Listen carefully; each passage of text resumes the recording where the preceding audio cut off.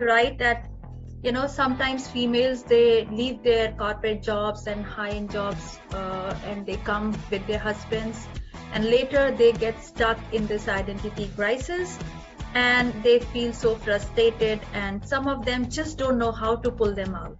5 of them, they all pulled them out of the bitterness, and they chose to regain the identity. And this was a great lesson for me as an observer.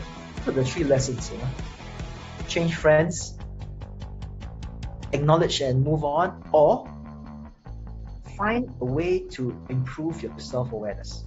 Which, hey, makes it exciting. You can rediscover yourself. Who's that new you compared to the old you? Who do you want to be? And as Jeff said, yes, it could also integrate changing your friend circle. Yeah,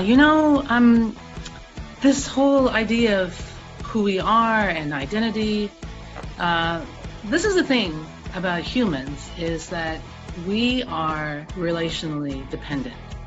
I call it 3D. So 1D is the disengagement.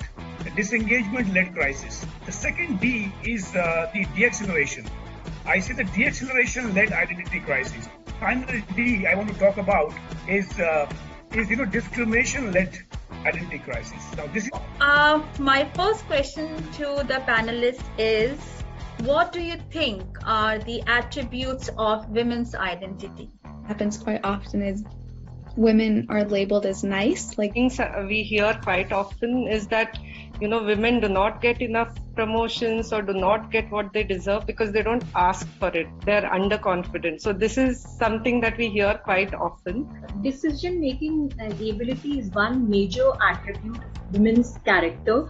And one of the reasons could be that these attributes, or the way we describe each other, they could change depending on who is described. Yes. The only thing I would add to this discussion has been really, really good. I think we also, women, have a pressure of keeping everything together.